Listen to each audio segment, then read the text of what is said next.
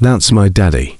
The little girl's voice cut through the noise like a blade. 7 years old, alone, dirt on her face, tears in her eyes, and a crumpled photograph pressed against her chest like it was the only thing keeping her alive. She walked straight past every man in that bar, past the truckers, past the drifters, past the ones who looked like they could help, and stopped in front of the one man who looked like he couldn't be saved. Then she reached up and touched his arm, and the whole bar went silent. If this story already has your heart beating faster, you are exactly where you need to be. Subscribe to this channel, hit that notification bell, and follow every word of this story all the way to the end, because what happens next will stay with you. And drop a comment telling me what city you're watching from.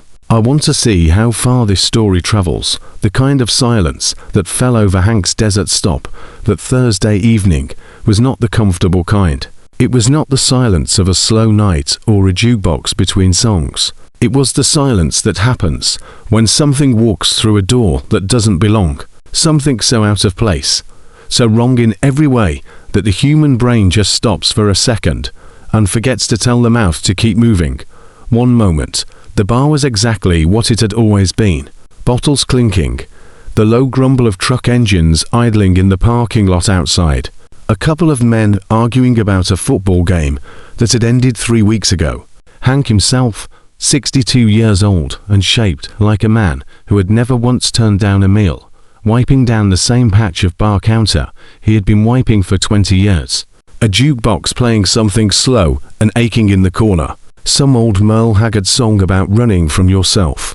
The air was thick with cigarette smoke and the particular sadness that lives inside bars at the edge of nowhere.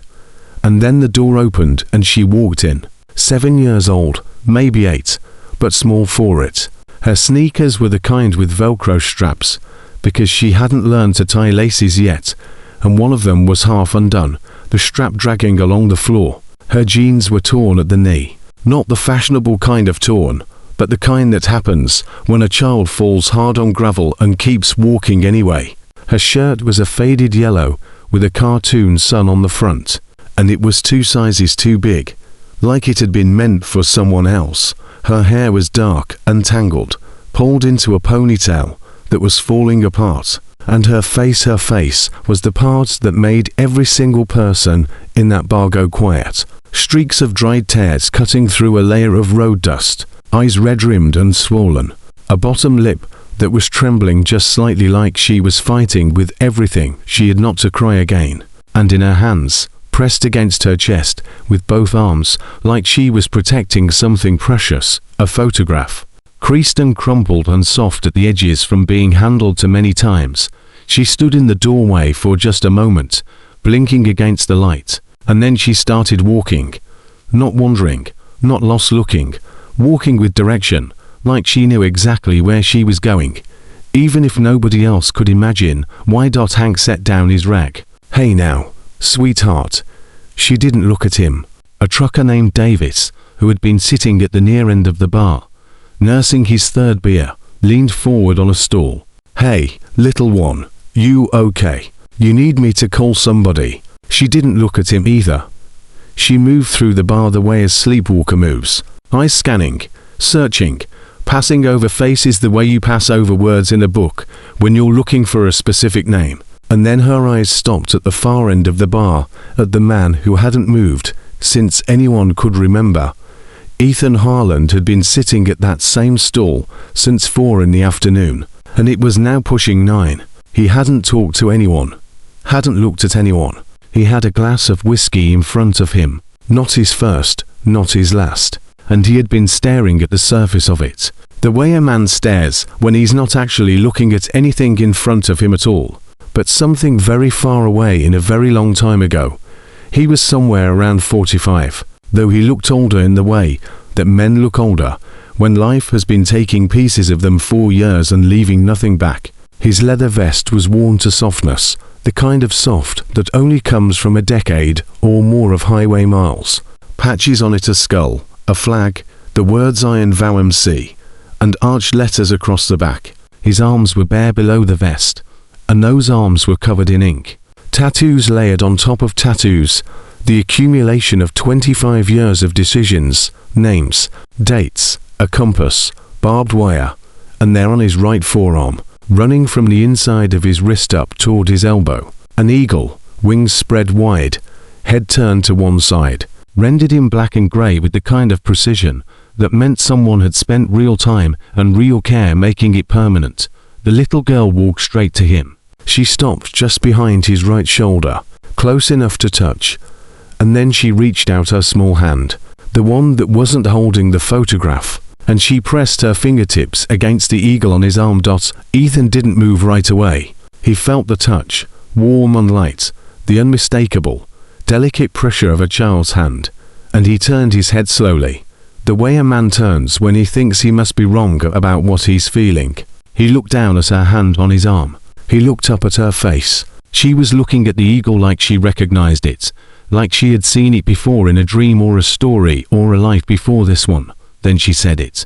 "That's my daddy." Quiet, just above a whisper, but in that bar, in that silence that had already fallen, it landed like something thrown from a great height.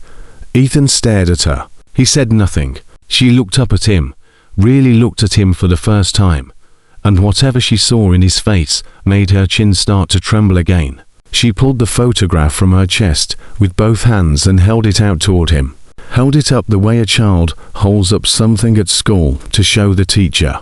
Both arms extended, completely trusting, completely desperate. He had the same eagle, she said. Right there, she pointed at his arm. Then at the photograph. Same spot. Ethan looked down at the photograph. The world around him contracted to the size of that image. A soldier in desert camouflage standing in front of a transport vehicle, squinting against bright sun.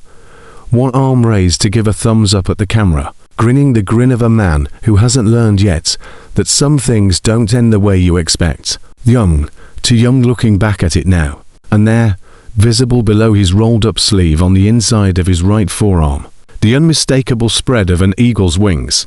The whiskey glass in Ethan's hand made a sound against the bar when he set it down. He wasn't aware he'd made it. He wasn't aware of much of anything for a moment, except the photograph and the little girl holding it and the roaring inside. His head that felt like standing next to a highway as a semi-truck blows past at full speed. "Where did you get this?" His voice came out rougher than he meant it to. She didn't flinch. She kept holding the photograph out toward him. "My mama gave it to me," before she stopped. She swallowed, tried again, before she went to sleep and didn't wake up. Somewhere behind them, someone put down a glass slowly. "When did your mama?" Hank started from behind the bar, and then stopped himself, because some questions a 62-year-old man doesn't know how to finish. The little girl kept her eyes on Ethan. 3 days ago. She said she got real sick, and she told me before she closed her eyes. She said to find the man with the eagle. She said, "The man with the eagle will come for you." She paused. Her bottom lip was shaking harder now. "Been looking." The bar didn't breathe. Ethan looked at her for a long moment. Then he looked at the photograph again. Then he looked at the eagle on his own arm, the eagle he'd gotten 22 years ago at the Tata Parlor in Killeen, Texas the night before deployment, sitting next to a man named Jake Mercer, who was getting the exact same one, because Jake had said, "Brothers mark themselves the same way, so we can always find each other, no matter what." And Ethan had laughed and called him sentimental, and got the tattoo anyway, because that was the kind of man Jake was. The kind you followed into things you didn't fully believe in yet, because his belief was enough for both of you. Jake Mercer, who had died in a dust-choked valley outside Fallujah 17 years ago, who had grabbed Ethan's arm in the last minutes when everything was smoke and noise and wrong, and said with a seriousness that Ethan had never been able to shake loose from his memory, "My little girl. Lily, you find her if I don't make it back. You hear me? You find her. Promise me." And Ethan had said, "Stop talking like that." And Jake had said, "Promise me." Harlan and Ethan, because there had been no other choice in that moment, because Jake's eyes had been asking something that went beyond words, had said, "I promise." And then the convoy had moved, and Jake hadn't come home, and Ethan had carried that promise for 17 years, like a stone in his chest, sometimes barely feeling it, sometimes feeling it so heavy he couldn't breathe. And he had told himself over the years in the dark hours that he had tried, that he had looked, that Jake's wife Sarah had moved after the funeral, had taken the baby and disappeared into a life Ethan couldn't find, that a promise made in the fire of battle to a dying man in a country far from home could eventually be forgiven, even if it was never quite kept. He had told himself that. He hadn't always believed it. He looked at the little girl now, dark hair, dark eyes like her father's. That same particular way of holding her chin slightly tilted up like she was bracing for impact. Jake had stood the same way in every barracks, in every briefing, in every moment before something hard and necessary. Chin up like the world was coming, and he was meeting it halfway. "What's your name?" Ethan said. His voice was almost steady. She said. "Lily." The stone in Ethan's chest cracked down the middle. He breathed. "Just breathe for a second. Let it move through him." Then he said carefully, "Lily what?" "Lily Ann Mercer. After my grandma on my daddy's side. Mama said it was important to keep a name." Hank made a sound behind the bar. Low, involuntary. The sound a person makes when something hits them that they weren't prepared for. Ethan got up from the bar stool. He did it slowly. The way men move when they've been sitting still for a long time, and the body needs a moment to remember what it's for. He was tall when he stood taller than he looked sitting down, and Lily took one small step backward, not from fear exactly, but from the automatic adjustment of someone recalibrating the space between herself and a large person. He knelt down right there on the bar floor in front of everyone, one knee on the old wood, bringing himself to her level, bringing his eyes to where she could see them straight on without having to crane her neck. Her eyes were dry now. She had stopped trembling. She was looking at him the same way she had been looking at the eagle, like she was trying to read something written in a language she was still learning. "Your daddy," Ethan said slowly and carefully. "His name was Jake." She nodded. "Jake Mercer. And he was a soldier. He was a hero," she said. No hesitation. "Mama told me he was right," Ethan said. The words cost him something. He paid them anyway. "He was the best man I ever knew." Lily looked at him for a long moment. Something was happening behind her eyes. Something complicated and careful and older than 7 years should have to be. "Did you know him?" "I did." "For how long?" "Long time, years. We served together." Her brow furrowed slightly. "Then how come you never came?" The bar had been quiet before. Now it was something beyond quiet. It was the particular stillness of a room, full of people who are trying not to exist because the thing happening in front of them is too private and too real to interrupt with any sound at all. Ethan felt the question go into him like something sharp, precise, the way a child's honesty is always more precise than an adult's anger. "I tried to find your mama," he said. "After your daddy, after he was gone. I tried to find where she went. I lost track." Lily considered this. She did not immediately accept it or reject it. She held it the way a child holds an answer they're not sure about, but are willing to think on. "She moved a lot," she said finally. She said it was because she needed a fresh start. "But I think she was sad and didn't want people to see." "Yeah," Ethan said. "Yeah, I think that's probably true. She talked about you." That landed somewhere Ethan wasn't expecting. "Not by name." She said. "Daddy had a brother. Not a real brother, but a brother like some men get," she said. "When they go through something together that nobody else can understand." Lily tilted her head slightly. She said if anything ever happened to her, if I couldn't find family, the man with the eagle would find me, or I could find him. She drew me a picture of it, so I'd know. Ethan's jaw tightened. He pressed his back teeth together and held on for a moment. "She drew you a picture, Mum." She reached down and worked off her sneaker, the one with the half-undone strap, and extracted a folded piece of paper from inside. It was crumpled and slightly damp, but intact. She unfolded it and held it out. It was a child's drawing done by an adult. Simple lines, recognizable. An eagle. Wings spread, same placement, same shape. Sarah Mercer had drawn an eagle from memory in 17 years. and her daughter had carried it 3 days through the Nevada desert in her shoe. Ethan took the drawing from Lily's hand. He held it for a moment. He was aware of his hands, the size of them, the roughness of them, the tattoos on them, and how carefully he was holding the small, fragile piece of paper, like it was the most important document he had ever been handed, which he thought it might be. "How did you get here?" he said. "How'd you find this place?" "I walked from the motel," she said. "Mama died at the motel, room 11. The lady at the desk, she was nice. She gave me crackers and called someone. But I heard her on the phone saying they were going to take me somewhere, and I didn't want to go somewhere with strangers. I know you're a stranger, too. But you have the eagle, so it's different. How far is the motel?" "I don't know, a while. My feet hurt." Davis, the trucker at the near end of the bar, made a sound in the back of his throat. A big man, not a sentimental one. He turned back to his beer and stared at it hard, like it had said something offensive to him. Ethan looked at Lily's feet, the undone Velcro strap, the scuff marks on the toes of her sneakers. "Are you hungry?" he said. She looked at him, looked away, looked back. "Yeah." Hank didn't raise his voice. He didn't have to. "You got anything in the back? Sandwich, burger, anything? Got a burger going right now?" Hank said immediately. His voice was slightly rough around the edges. "Got fries, too. Be about 6 minutes." Ethan looked at Lily. "Can you sit with me for 6 minutes while we figure out what comes next?" She studied him for a moment with those Jake Mercer eyes, calculating, weighing. Then she climbed up onto the bar stool next to his with the automatic competence of a child who has been taking care of herself for a little longer than she should have had to. "Okay," she said. 6 minutes.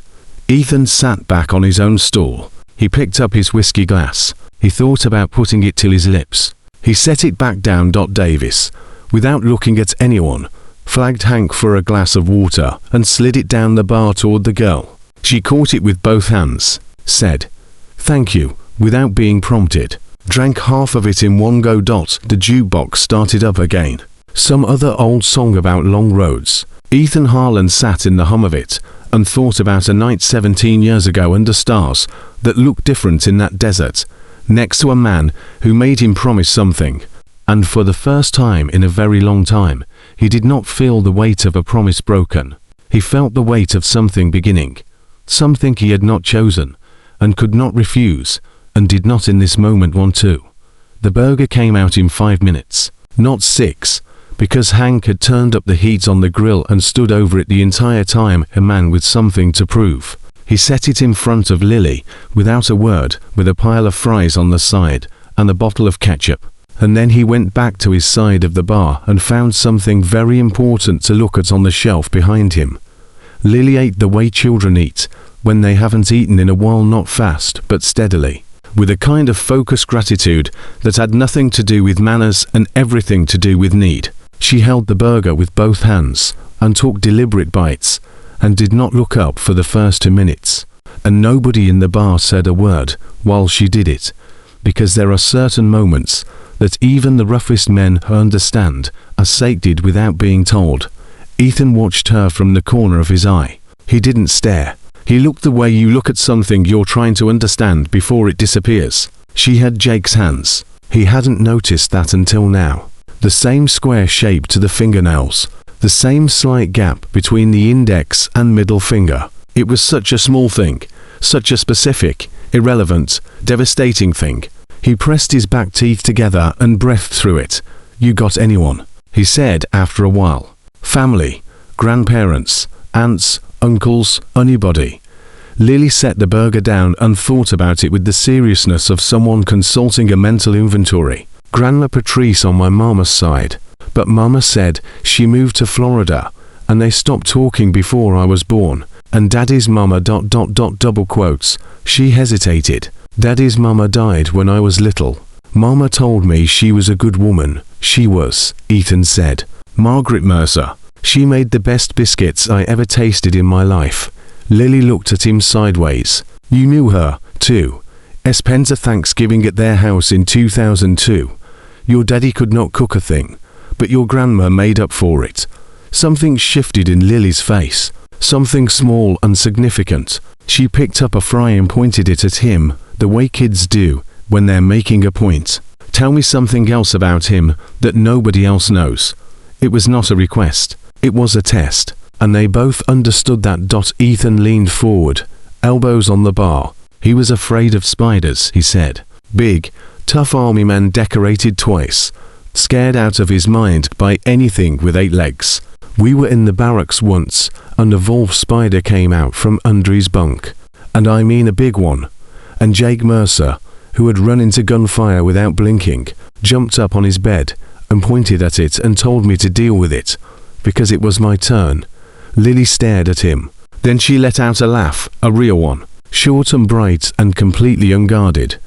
The way children laugh when something genuinely surprises them. It lasted just a second, and then it was gone, and the absence of it hurt in a way that Ethan didn't expect.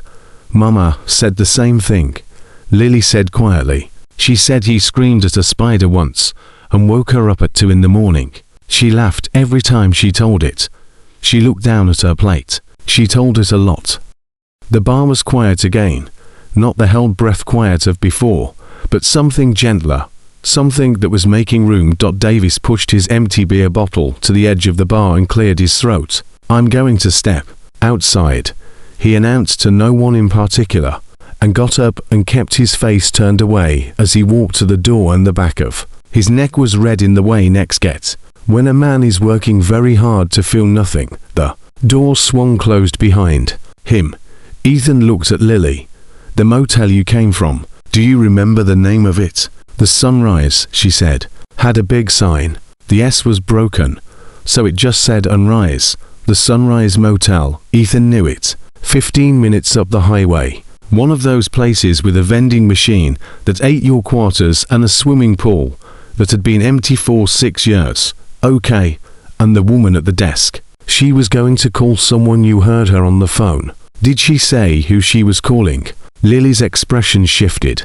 The openness contracted slightly. Social services. That's what she said. She said, I need to report an unattended minor like I was a lost dog. A pause. I know what social services is. Mama talked about it. She said she was afraid of it. She said they take kids away, and you don't always get to come back. Your mama was right to explain it to you, Ethan said carefully.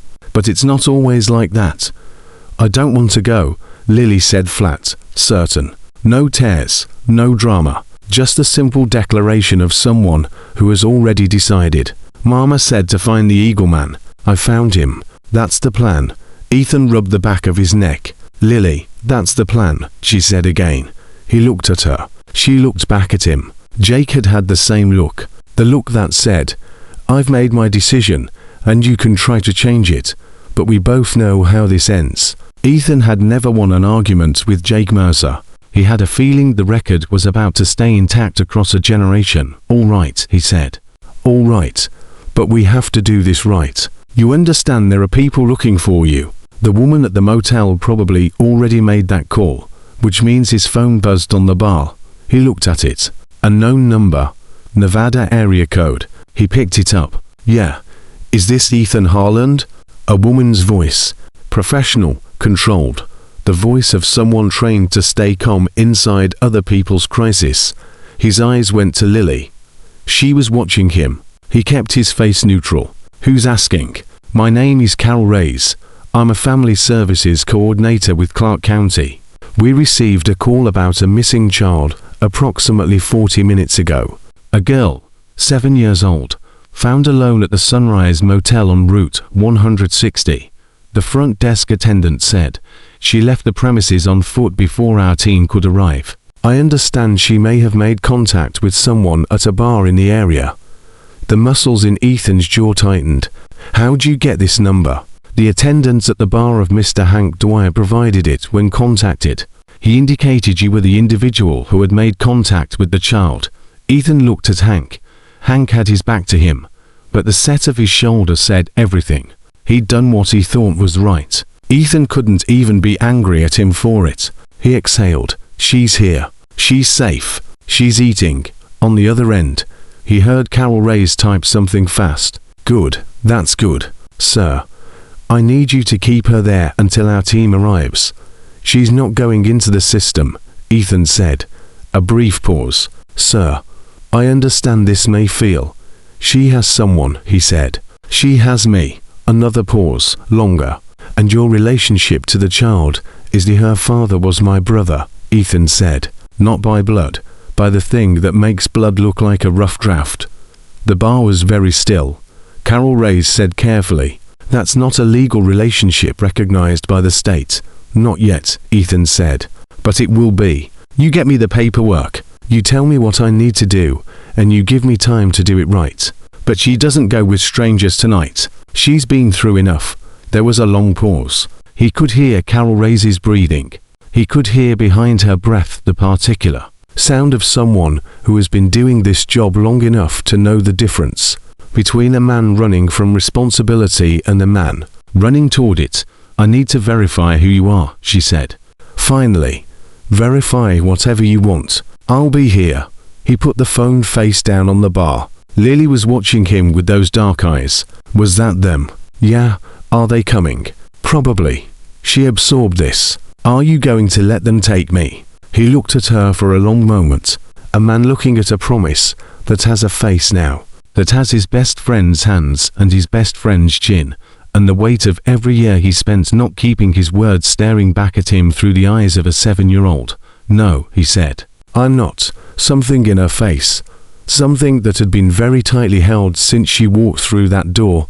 Let go just slightly. Not all the way. Kids like Lily, kids who have been surviving on their own for longer than they should, don't let go all at once. It comes in pieces over time if someone is patient enough to wait, but just slightly, just enough that she picked up the burger again and took another bite and chewed it slowly like she had time now. Like 6 minutes could turn into something longer.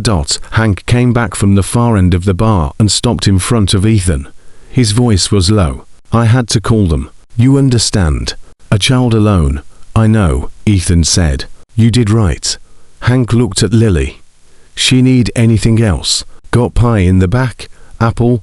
You want pie? Ethan asked her. Lily considered this with appropriate gravity. Yes, please, she said. Hank went for the pie. Davis came back in from outside. His face was composed again with the particular overcomposed look of a man who has recently had a feeling he wasn't prepared for. He sat back on his stool without looking at anyone. Then, after a moment, he said to the bar in general, to nobody, Kid walked 3 miles in the dark by herself. 3 miles. Nobody answered him, but the words hung in the air, the way true things do. Ethan picked up his phone and scrolled to a number. He sat with his thumb over it for a second, then pressed call and put it to his ear. It rang 4 times. He thought it was going to voicemail. Then the line opened. Harlan. The voice on the other end was rough and alert despite the hour. You alive? Yeah, Rex. I need you. Rex Dolan.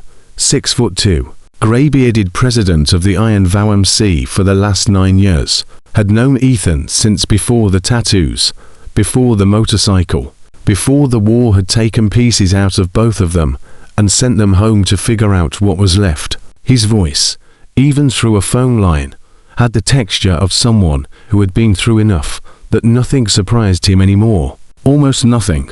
Talk to me, Rex said. Jake's daughter is sitting next to me in a bar in the desert, Ethan said. Her mother just died. She walked 3 miles alone in the dark with a photograph and a drawing in her shoe because her mother told her to find the man with the eagle. She found me. Silence on the other end. Jake Mercer's daughter, Rex said finally. Not a question, a confirmation like he needed to hear the words land in the real world. Lillian Mercer, 7 years old, eating apple pie right now. Another silence, but a different kind. The kind where a man is rearranging things in his head very quickly and with great precision. Social services. They called. I told them she has someone. You told them she has you. Yeah, Rex breathed. Okay. I'm calling Decker. He's got that paralegal he knows in Henderson. And you're going to need a place tonight that isn't a bar parking lot. He paused. My sister's in Boulder City. She's got a spare room. She likes kids. She won't ask questions. Rex, don't thank me. Jake pulled me out of a ditchy muscle that I would have died in. This is just don't thank me. A beat. 2 hours. Keep her where she is. I'll have Decker call you. The line went dead. Ethan set the phone down. Lily was watching him. A fork full of apple pie held in midair. Who was that? Someone who knew your dad, too, Ethan said. He's going to help us. Help us do what? He thought about how to say it. He thought about what was honest, and what was kind, and where those two things met. Help us make sure you don't have to be alone anymore. She held the pie fork still for another second. Then she put it in her mouth. Then she said around the pie with the pragmatic directness of a child who has decided to trust someone, and is moving forward accordingly. Okay, but I want to bring Daddy's photograph wherever we go. You'll bring it, he said. You'll always bring it. She nodded and went. Back to the pie and in the bar at the edge of nowhere with a jukebox playing an old song. And a man who had been running from her promise for 17 years sitting beside the reason that promise had ever mattered. The night shifted, not toward easy. Nothing about what came next was going to be easy. And every person in that room probably understood that in their own way. But it shifted toward something. And for a 7-year-old girl who had walked 3 miles in the dark with a drawing in her shoe because her mother told her the Eagle Man would come, something was enough. Decker called 40 minutes later, not 2 hours. Ethan had Rex to thank for that. When Rex Dolan told someone to move fast, they moved fast because the alternative was explaining to Rex why they hadn't. Decker's full name was Marcus Decker, and he had been Iron Vow's unofficial legal problem solver for 6 years, which meant he occupied the specific and necessary space between a lawyer and a man who understood that some situations didn't fit neatly into legal categories and needed someone willing to stand in the gap. His voice on the phone was clipped and focused. Okay, here's where we are. Social Services has an open case on the child. Lily Mercer, as of tonight. They're required to make physical contact within 24 hours. That's the clock. So we have 24 hours less, Ethan said. The coordinator, Carol Reyes, she's not unreasonable. I've dealt with her office before, but her hands aren't entirely free. What we need is a formal emergency guardianship petition filed before she's required to place Lily in temporary foster care. If we can get that petition in front of a judge first, it creates a legal hold that gives us room to move. How fast can we file? Henderson Family Court opens at 8 a.m. I can have the paperwork ready by 6 if I start now. But Ethan, they're going to want documentation. They're going to want proof of your relationship to the father, proof of service, character references, the whole picture. And they're going to want to know why you, a single man with a motorcycle club affiliation, are the best placement for this child over a licensed foster placement. Ethan looked at Lily. She had finished the pie and was now sitting with her elbows on the bar and her chin in both hands, watching the jukebox from across the room with the particular, unfocused attention of a child who was exhausted but fighting it. Her eyes were at half-mast. Her body was starting to lose the rigid control she'd been holding since she walked in. Tell them she walked 3 miles in the dark with a photograph and a drawing, because her dying mother told her to find the man with the eagle, Ethan said. Tell them I'm the eagle. A pause. That's not legal language. No, but it's true. And you're good at your job, Decker. Make it both. Another pause, shorter. I'll call you at 5:30. Don't go anywhere. You can't be reached. The line went dead. Hank was leaning on the bar nearby, not pretending anymore that he wasn't listening. When Ethan put the phone down, Hank said, "You need a place to stay tonight, both of you. Rex has something lined up in Boulder City. Boulder City is 40 minutes, Hank said. She's about 30 seconds from falling asleep on my bar counter. And you look like you've been hit by something heavy. I got a back room. It's not fancy. There's a court and a half-decent couch, and nobody's going to come knocking at 2 in the morning." He said it the way he said most things, flat, without sentiment, in a tone that made it sound like offering shelter to a biker and an orphan child at 9 at night. was a completely unremarkable thing to do. It's just a room, Harlan. Take it. Ethan looked at him for a moment. There were things he could have said. He said none of them. Yeah, okay. Thank you, Hank. Hank waved a hand like the gratitude was an inconvenience and went to unlock the back room, but Ethan turned to Lily. Hey, she blinked, came back from wherever she'd been. Hey, we're going to stay here tonight. In the back there's a cot. She absorbed this with the weary practicality of someone who had been sleeping in unfamiliar places long enough to have stopped having opinions about it. Okay, then.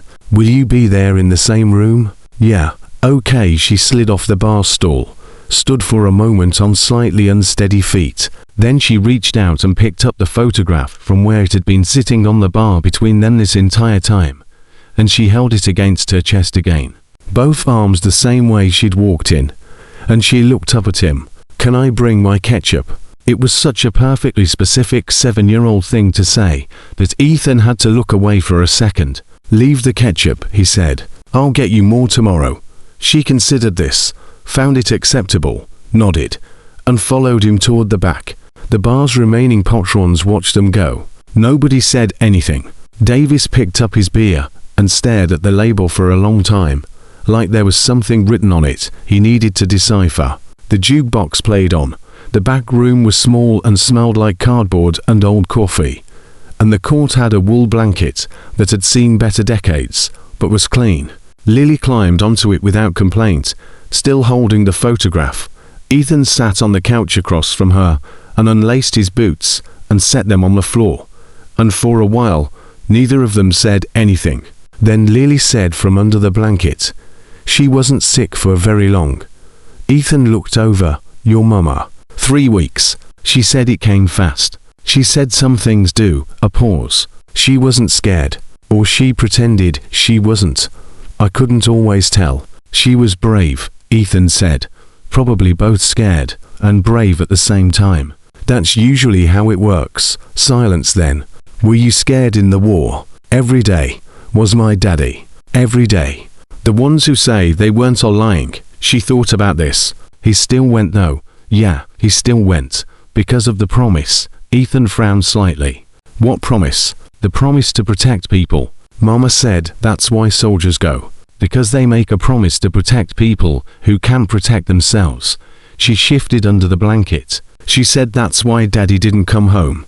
Because he kept the promise all the way to the end.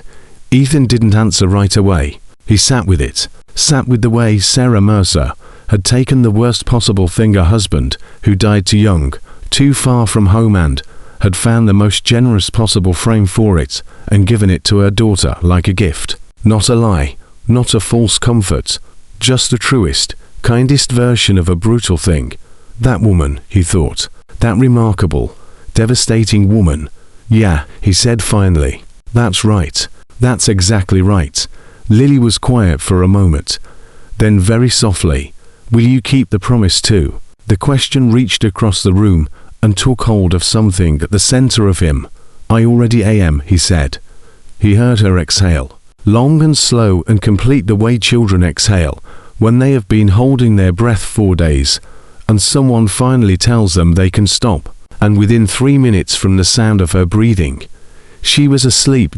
Ethan sat in the dark for a long time. He didn't sleep. He thought about Jake. He thought about the year after Jake died. The year he had spent trying to locate Sarah, calling numbers that had been disconnected, writing to an address that returned to sender, driving past a house in Jake's hometown that had a for rent sign in the window and curtains pulled on every window. He had tried. He believed he had tried, but he had also at a certain point let himself stop. And the difference between trying and not stopping, that was the distance he had been living with for 17 years. It felt smaller now in this room, with a child sleeping 10 feet away who had walked 3 miles in the dark to find him. Not gone, not forgiven exactly, but smaller. Something he could carry, rather than something that carried him. His phone lit up at 11:42. A text from Rex. Sister's ready, if you need to move. Decker's working. We're on it. And then 30 seconds later, a second text from a number he didn't recognize. He almost ignored it. He opened it. It read, "Mr. Harland, this is Carol Reyes. I've been doing this job for 11 years. I know the difference. Don't make me regret this. Have her in front of a judge before noon tomorrow." He stared at that text for a full minute. Then he typed back, "Thank you, I will." He set the phone face down, leaned his head back against the couch, closed his eyes, didn't sleep, not really, but let himself rest in the way that men rest when they're on alert, half in and half out of the world. Monitoring without moving dots. At some point in the early hours, Lily made a sound, not a cry, more like a sharp breath, the kind that comes right before one. Ethan was on his feet before he was fully awake. He crossed the room in the dark and crouched next to the cot. She wasn't fully awake. Her face was scrunched, her hands gripping the photograph through the blanket. "Hey," he said quietly. "Hey, you're okay. I'm right here." She didn't wake up, but something in her face smoothed out. Her hands loosened their grip slightly. She made a small sound, not a word, just a sound. And then her breathing went slow again. Ethan stayed crouched next to the cot for a while, just to make sure. Then he went back to the couch. The night moved on. At 5:20 a.m. His phone buzzed. "Decker, papers are ready. Emergency guardianship petition. Documentation of service relationship. Rex is signing as character witness. And I've got a statement from the bar owner, Dwyer, about last night's events. Judge Hannigan is hearing emergency matters at 9. She's fair and she's seen worse. We have a shot. What do we need to do? You need to get cleaned up. Get the girl cleaned up and be in my office in Henderson by 7:30. And Ethan, the pause. You need to be ready for them to ask hard questions about your lifestyle, the club, your history. They're going to look at everything. I know. And you're okay with that." He looked across the room, at the small shape under the wool blanket, at the photograph tucked against her, visible at the edge where the blanket had shifted, at the Velcro sneakers placed neatly side by side on the floor because she had taken them off before she slept, because Sarah Mercer had apparently raised a child with manners, even in the middle of catastrophe. "Ask me anything they want," Ethan said. "I've got nothing to hide that matters more than her." Decker was quiet for a second. "Okay. 7:30. He woke Lily at 6. She came awake fast, the way kids do when they've been sleeping in unsafe places. Eyes open, fully present, hand going immediately to the photograph. She looked at him, looked at the room, processed. We're moving, he said. "You need to wash your face and I need to make a phone call. You okay for 5 minutes?" She was already sitting up, reaching for her sneakers. "I'm okay." He stepped out of the back room and into the bar, which was empty and dim, early morning pressing grey through the windows. Hank was already up. The man seemed to run on no sleep and black coffee, and he set a mug on the bar when he saw Ethan come in. "How is she?" Hank asked. "Tough," Ethan said. "Like her father." Hank nodded slowly. "You know what you're getting into with all of it. The legal piece, the everything. Yeah. And you're going in anyway." "It was never really a question," Ethan said. And the strange thing was that it was true. Or it had become true sometime in the night, while he sat in the dark, and listened to a child breathe, and thought about a man who had died making sure other people got to go home. It had never been a question. He just hadn't known it, until she touched his arm. Hank picked up his coffee and drank. "Set it down. For what it's worth. And I know it ain't worth much from an old barkeep. You're doing the right thing.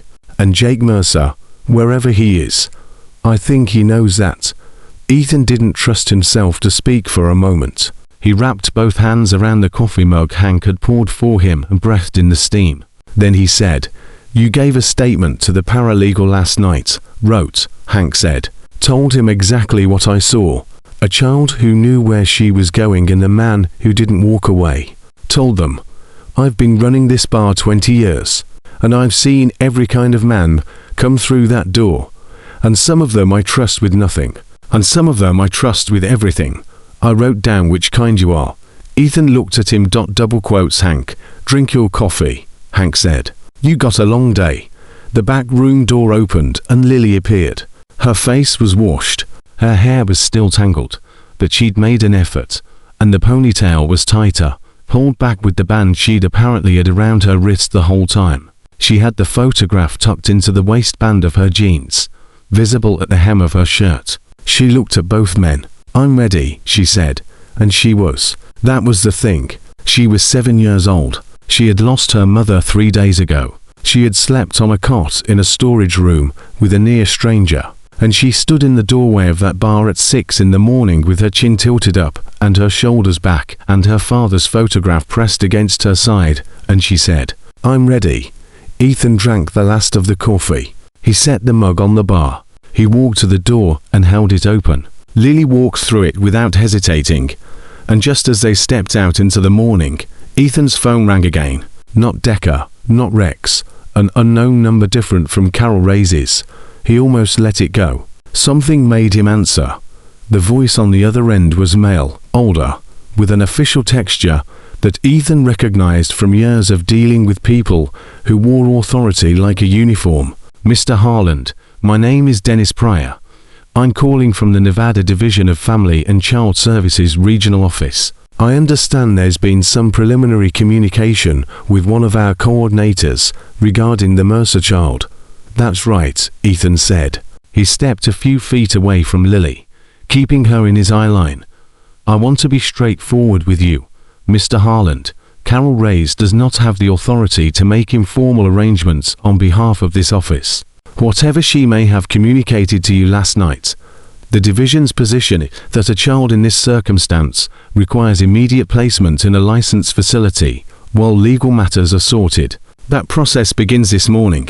I'd encourage you to bring the child to our Henderson office by 9 a.m. Ethan felt something cold and clear move through him. The kind of cold that isn't fear, that's on the other side of fear, where things get very simple and very focused. "I have a court petition being filed at 9 a.m., he said. Emergency guardianship in front of Judge Hannigan. A pause on the other end, shorter than he would have expected. That process can take weeks to resolve, Mr. Harland. In the meantime, Ethan said, she has someone, and she's not going anywhere until a judge tells me otherwise. That's not a threat. That's a fact. You want to talk to my attorney. His name is Marcus Decker. He's in Henderson. He'll be happy to hear from you." He ended the call. He stood for a moment in the early morning, phone in hand, breathing steady. Then he turned around. Lily was watching him from 3 feet away. She had heard enough, maybe all of it. Her expression was the careful, controlled expression of a child who has learned not to fall apart until she knows whether falling apart is something she can afford. "That was them," she said. "Yeah. They want to take me. They want to try," Ethan said. "There's a difference." She looked at him for a long moment. "Are you going to let them?" He crouched down to her level. Right there outside Hank's bar in the early morning with the desert going old around them, and a day of hard things ahead. He looked her straight in the eyes. Those dark Jake Mercer eyes that had been finding him since last night.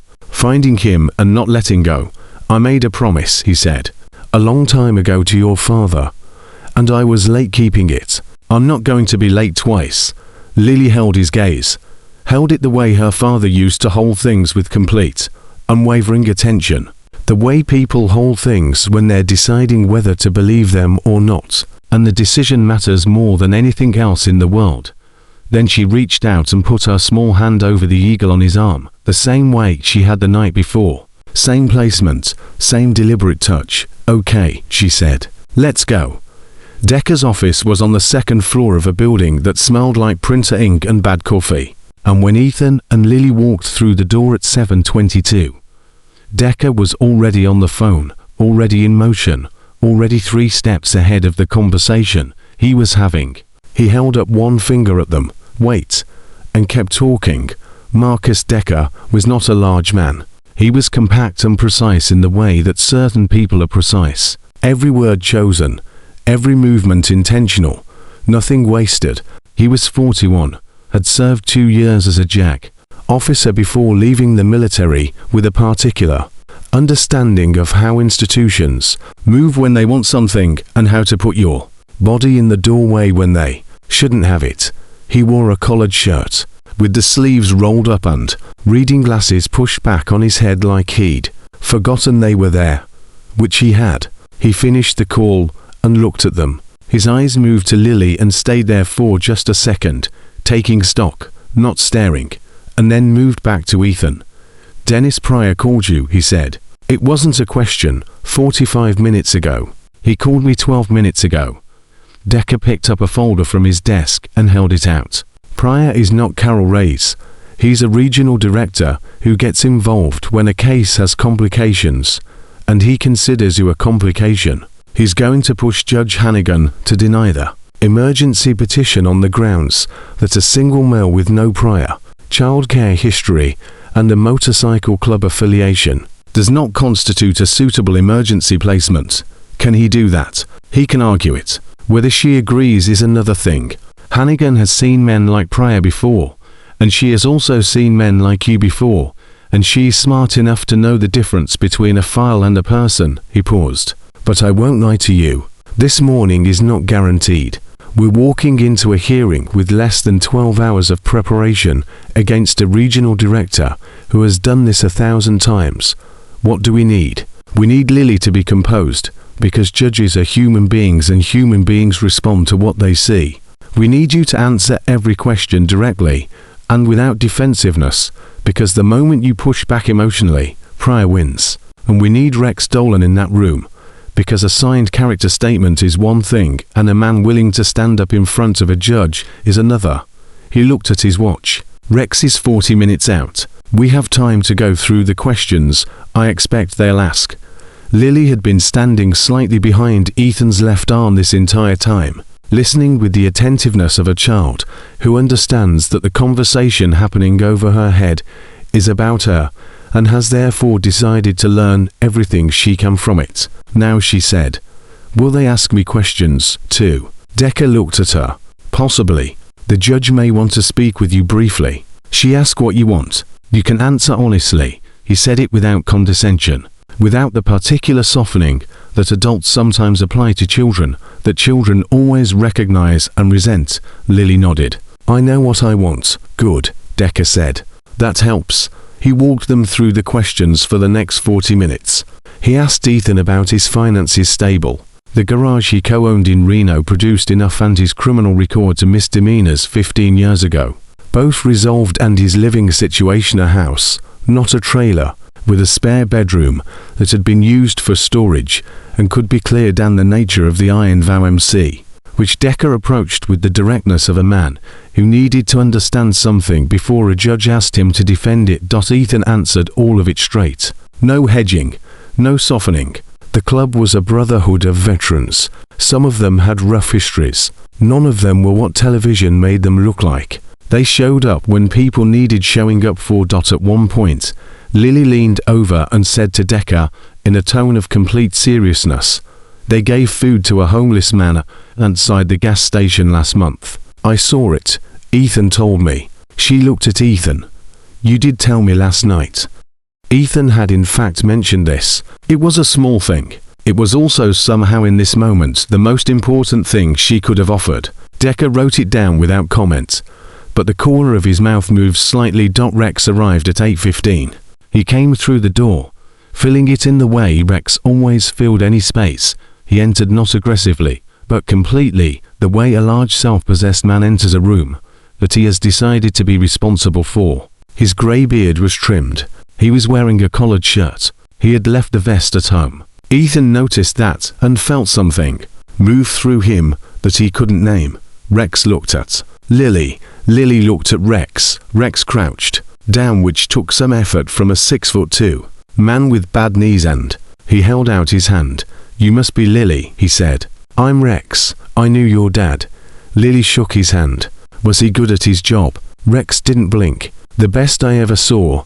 She absorbed this, added it to the collection she was building. "Okay," she said. "Are you going to help us today?" "That's why I'm here," Rex said. He stood back up with a grunt and looked at Ethan over her head. And there was something in that look, something old and solid and unspoken, that needed no translation. The family court building was 10 minutes away, and they arrived with 20 minutes to spare, which Decker used to move through the hallway with a phone pressed to his ear, while Rex walked beside Lily, and then asked her in a perfectly natural tone whether she preferred dogs or cats, and Lily said dogs without hesitation, because cats, she explained, were too secretive, and Rex said that was the smartest thing he had heard all week. Ethan walked behind them and watched Rex make a 7-year-old girl laugh in the hallway of a family court building 20 minutes before a hearing that could determine the rest of her life. And he thought, this is why you make brothers. This is exactly why. Dennis Pryor was already inside when they entered the courtroom. He was a tall man with the particular bearing of someone who has spent decades being taken seriously, grey-suited, with a junior colleague beside him carrying a file thick enough to have its own gravitational pull. He glanced at Ethan when they came in, at Rex, at Decker, and then at Lily, and his expression did not change, which Ethan found more troubling than if it had. Judge Eleanor Hannigan entered at 9:02. She was in her late 50s with reading glasses on a chain around her neck, and the efficient, unhurried manner of someone who had long ago made peace with the fact that her job was impossible, and had decided to do it as well as she possibly could anyway. She sat, arranged her papers, looked at both sides, and said, "We're here on an emergency guardianship petition regarding Lillian Mercer, age 7. Mr. Decker, this is your petition. You may begin." Decker was precise and clean. He laid out the facts in sequence. Jake Mercer's service and death, Ethan's promise, the documented military relationship between the two men, Sarah Mercer's death 3 days ago, Lily's deliberate journey to find Ethan, the photograph, the drawing in the shoe, that detail, the drawing in the shoe he let land without embellishment, and Ethan watched it land on the judge's face and stay there. Pryor's response was measured, and Ethan had to admit professionally constructed. He acknowledged the emotional weight of the circumstances. He expressed no hostility toward Ethan personally. And then he laid out point by methodical point why emotion was not a legal standard, why established protocols existed to protect children, and why a man with no child care experience, no verified stable home environment, and an affiliation with an outlaw motorcycle club was not, regardless of personal sentiment, an appropriate emergency placement for a traumatized 7-year-old. He used the word outlaw twice deliberately. The second time, Lily made a small sound beside Ethan. Not a word, just a sharp breath through her nose. Ethan put his hand on the table between them, and she pressed 3 fingers against the back of it, and he did not move his hand. Judge Hannigan asked Pryor, "What is your proposed placement?" "We have a licensed foster family in Henderson. 2 adults, no other children currently in the home, fully vetted and approved by this division, and they are aware of the circumstances of this particular child. They're aware she's a recent orphan. They're prepared for a transitional placement." "Transitional," the judge said, not questioning it, just repeating it, letting it sit in the room. Double quotes, "Yes, Your Honor." While longer-term arrangements are assessed, Hannigan made a note. Then she looked at Ethan.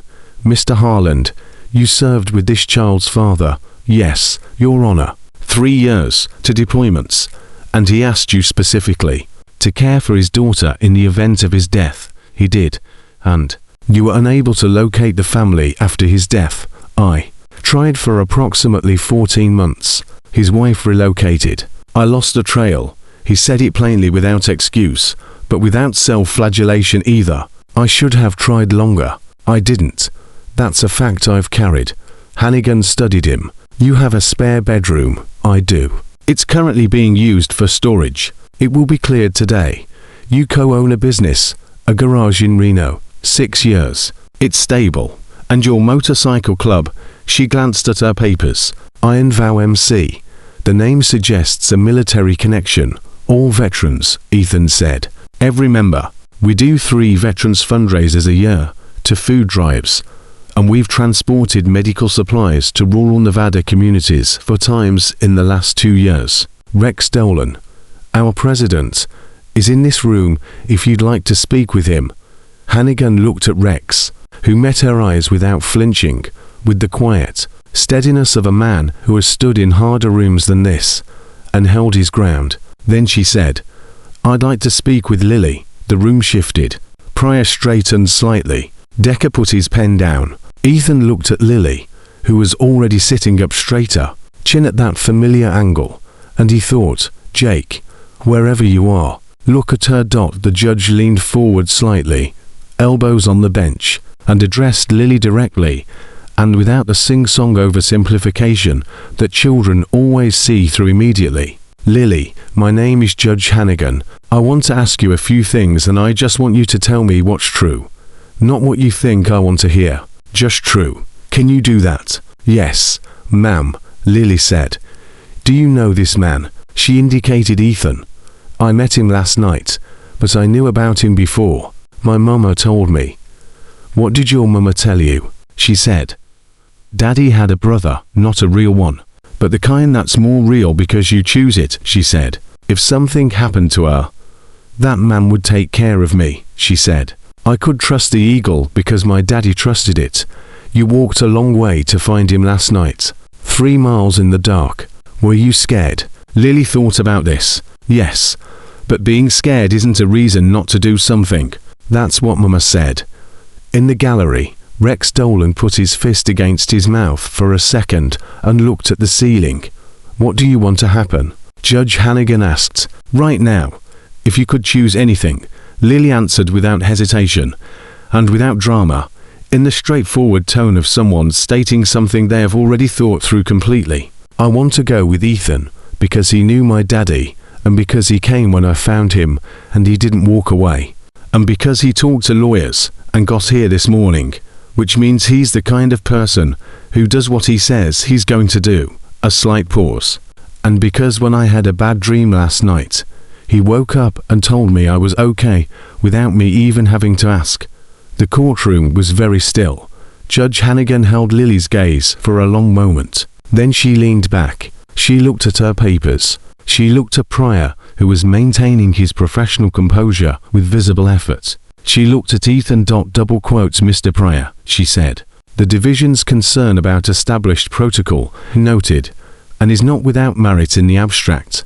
But I am looking at a specific child in a specific situation, which is what this court is designed to do." She folded her hands. "I am granting a 90-day emergency guardianship to Mr. Ethan Harland with bi-weekly check-ins by a court-appointed family services liaison. At the end of 90 days, we reassess. Mr. Harland, you will make yourself and the child available for all scheduled visits. You will enroll her in school within 2 weeks, and you will maintain employment. These are conditions, not suggestions." "Understood," Ethan said. His voice was steady. "It cost him everything to keep it that way. Mr. Pryor, you will have full access to the liaison's reports. If at any point those reports indicate a concern, we will reconvene immediately."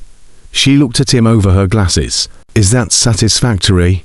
Pryor took a breath. "The division reserves the right to petition for reassessment if—" "I am aware of the division's rights, Mr. Pryor.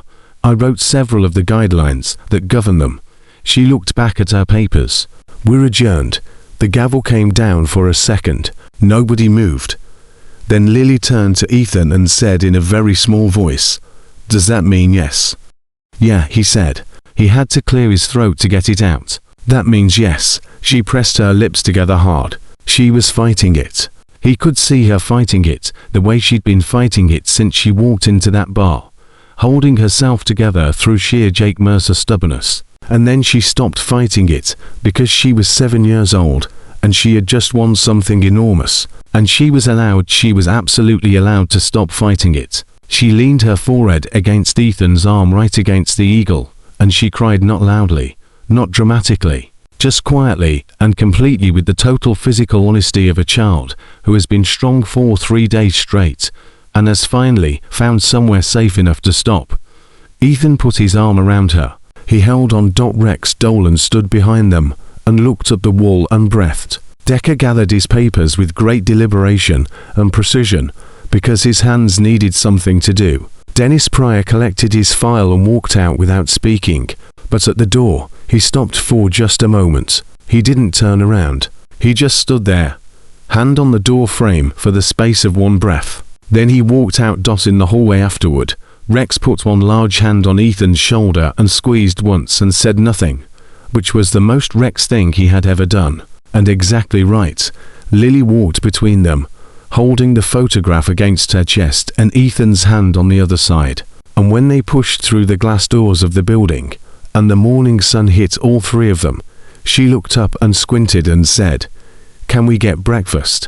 A real one with eggs?" Rex laughed, loud and sudden, and completely unguarded. "Kid, Mum, you can have the biggest breakfast in Nevada."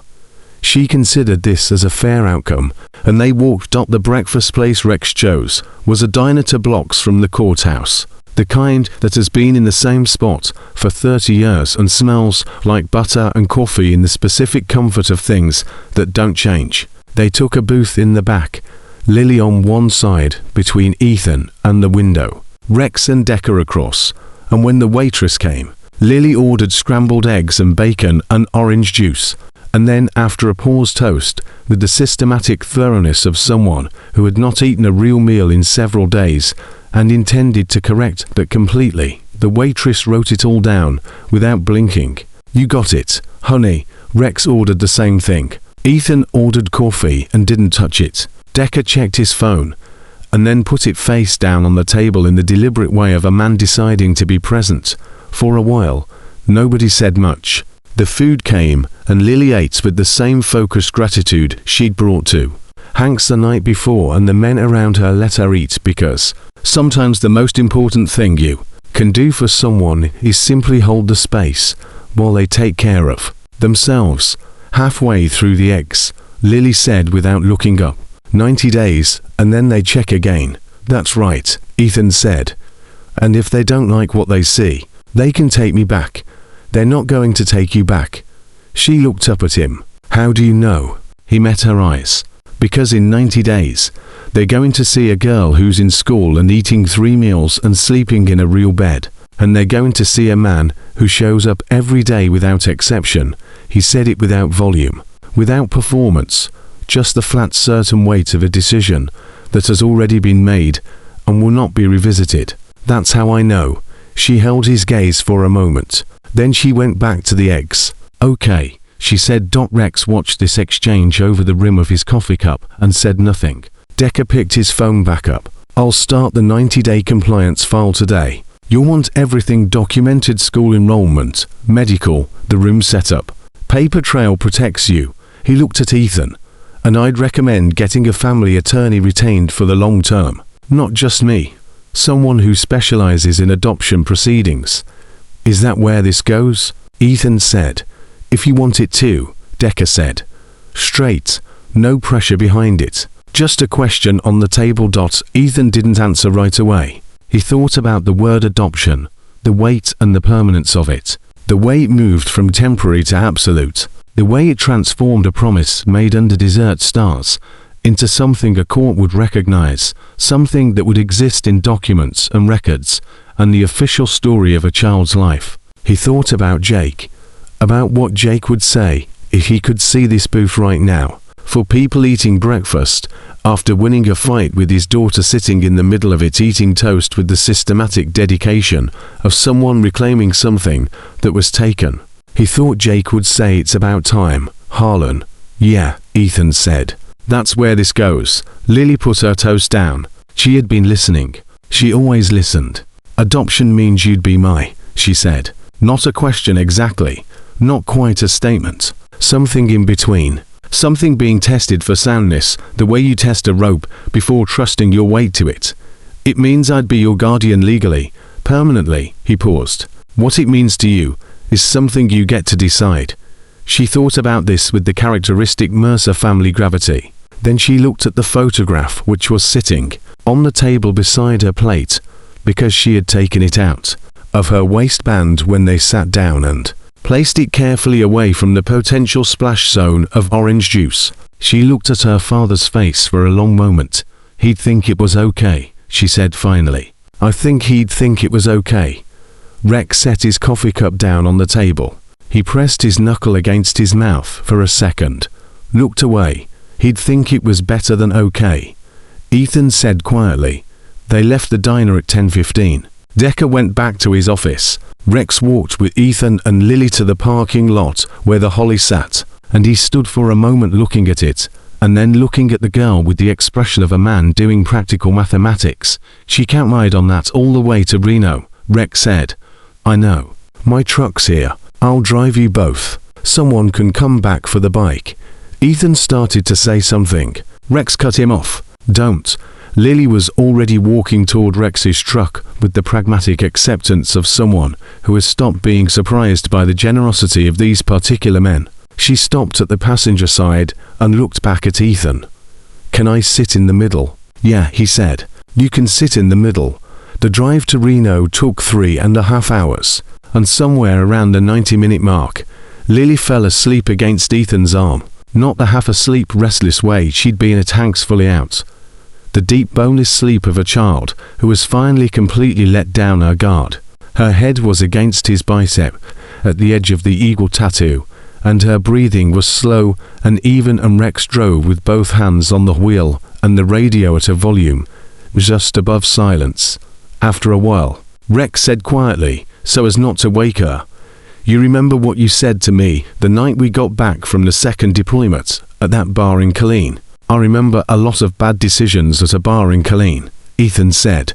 You said the worst part wasn't the things that happened over there. You said the worst part was knowing there were people who were counting on you and not being sure you were the right man for it. Rex kept his eyes on the road. You remember that? Yeah, you were wrong then, Rex said. And you're not wrong now. Ethan looked at the girl sleeping against his arm, at the photograph she had even in sleep held on to, her hand wrapped loosely around it, trusting it to still be there when she woke up. I have no idea what I'm doing, Ethan said. It came out quieter than he meant it, raw at the edges. A bedroom full of storage boxes in a garage that takes up 60 hours a week. And I've never even kept a houseplant alive. Houseplants are different, Rex said. They can't tell you what they need. She can. He glanced at Ethan for just a second.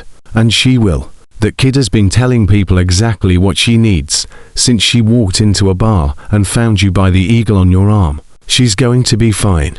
The question is whether you're going to let yourself believe it. Ethan looked out the window. The desert moved past in its vast and indifferent way. She cried this morning, he said. In the courtroom. I've seen combat. I've watched men I love get loaded onto helicopters. I've held it together through things that... He stopped, started again. And a 7-year-old crying against my arm almost took me completely apart. Rex was quiet for a moment. Yeah, he said. That's how you know you're the right man. They reached Reno at 2 in the afternoon. The house was a 2-bedroom on a quiet street. Not large, not small. Just a house that a person lives in when they spend most of their time somewhere else and have not yet admitted that they want to spend it somewhere here. Rex pulled into the driveway and cut the engine, and the quiet woke Lily before anything else did. She lifted her head, looked at the house, looked at Ethan. This is it. This is it. She studied the front of it with the careful appraisal of someone who has slept in enough different places to know that the outside and the inside don't always match. It looks okay, she said, which from Lily was a strong endorsement. So Rex carried the bag that Decker had had someone retrieve from the Sunrise Motel. Lily's things, what little there were of them, packed into a canvas bag by the front desk attendant who had, according to Decker's contact, cried while she did it. There wasn't much. 2 changes of clothes, a worn stuffed rabbit with one ear shorter than the other, a library book 2 weeks overdue, and a small notebook with a purple cover that had private written on the front in careful child handwriting. Lily saw the bag and went very still. Everything's there, Rex said gently. Every single thing. She reached out and took the bag from him, held it against her chest the same way she'd held the photograph, the same automatic gesture of protecting what was precious. Then she nodded and then looked up at Rex. Thank you, she said. For today. For all of it. Rex crouched down again, bad knees and all. Your daddy would have done the same for any one of us, he said. That's the deal. That's always been the deal. She reached out and hugged him, one arm quick, the photograph still in the other hand.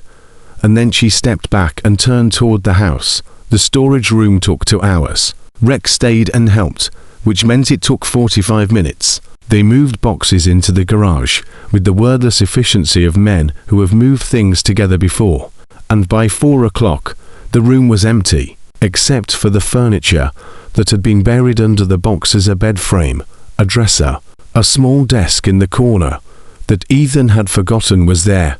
Lily supervised. She stood in the doorway and watched them work and occasionally said things like, "That box goes against the far wall and don't stack those. They'll fall," with a quiet authority that neither man questioned. At one point, Rex looked at Ethan and mouthed, "She's terrifying." Ethan agreed without making a sound. When the room was clear, Lily walked into it. She turned around once, slowly taking stock. She set the canvas bag on the bed frame. She put the photograph on the dresser, leaning it against the wall so it faced the room. She opened the notebook to the first page, considered something, closed it, and set it on the desk. Then she turned around and looked at them both and said, "I'm going to need a blanket." Rex laughed. Ethan went to the linen closet and came back with the best blanket he had, which was not impressive, but was clean and adequately warm, and Lily accepted it with the dignified pragmatism of someone who has decided this will do. Rex left at 5 with a handshake for Ethan and a wave for Lily, who was sitting on the bed frame, testing its sturdiness by bouncing slightly. He stopped at the door and turned back once, looked at the two of them, and what was on his face for just that second before he turned away and walked to his truck was not something that needed to be said or could be improved by saying it. After he left, the house got quiet in a different way. Not the charged quiet of the bar or of the tense quiet of the courtroom, the holding its breath quiet of the diner. A different kind. The ordinary quiet of an evening in a house where two people are figuring out how to begin. Ethan ordered pizza because there was nothing in the refrigerator worth mentioning, and they ate it on the kitchen floor because there was one chair at the kitchen table and neither of them wanted to be the one sitting higher than the other. Lily ate 3 slices and then moved on to a 4th with the steady momentum of someone who had apparently decided that today was the day to make up for lost calories. Somewhere in the middle of the pizza, Lily said, "What's going to happen to the motel room? The county handles it. Your mama's things will be kept safely." She had a blue scarf, Lily said. She wore it when she was cold. She said my daddy gave it to her before he deployed. She wore it a lot. She was looking at the pizza box. "I'd like to have it if they find it." "I'll make sure they find it," Ethan said. "I'll call first thing tomorrow. It will not get lost. I promise." She looked up at him with the word promise, and something moved across her face. Not suspicion, but something adjacent, the recognition of what that word meant coming from him in this context. Coming from the man who had driven 3 hours and cleared a room and stood in front of a judge and said, "I am keeping this." This word from this man meant a specific thing. She understood that. "Okay," she said. "Thank you." Later, he got a sheet from the closet and made up the bed, while she brushed her teeth in the bathroom with the travel toothbrush Decker's assistant had thought to put in the canvas bag. When she came out, she climbed into the bed and pulled the blanket up and looked at him in the doorway. "Will you leave the whole light on?" she said. "Yeah, and you'll be here in the morning." "I'll be here in the morning. I'll be here every morning." She looked at him for a long moment. Then she reached over and picked up the photograph from the dresser and held it in both hands, looking at her father's face, at the young soldier squinting into the sun with his thumb up, grinning the grin of a man who does not yet know how the story ends. "I'm going to tell him," she said quietly. Ethan didn't ask what she meant. He knew. "I'm going to tell him I found you," she said, "and that you kept the promise, so he doesn't have to worry anymore."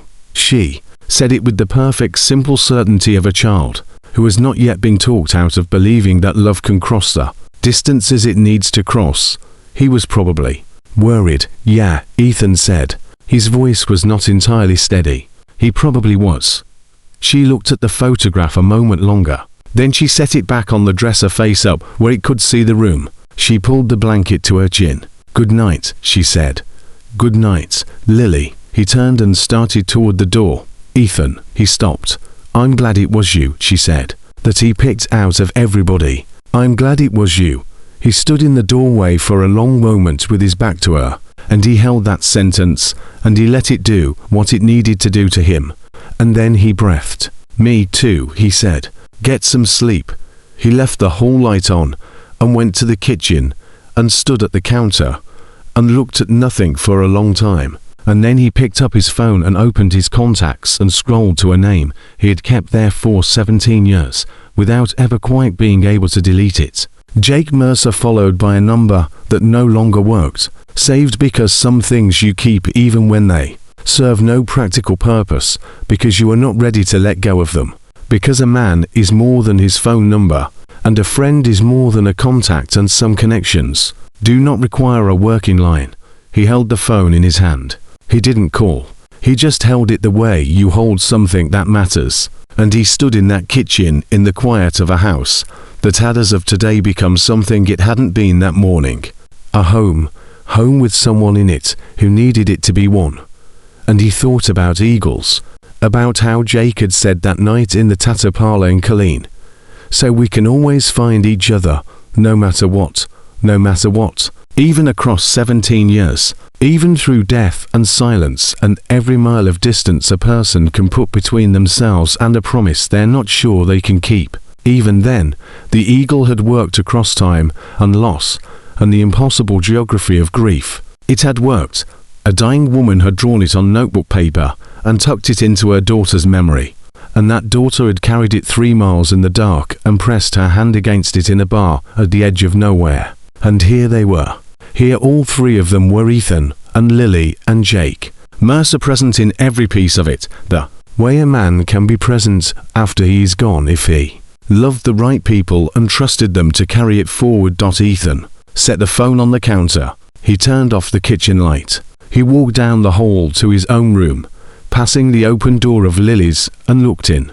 She was asleep, deeply, completely, quietly asleep. The photograph on the dresser, watching over the room, the blanket pulled to her chin, the stuffed rabbit with the uneven ears tucked in the crook of her arm because she had retrieved it from the canvas bag, without comment, while he wasn't looking. Because a 7-year-old can be brave and practical and direct, and still need her rabbit. Both things are true.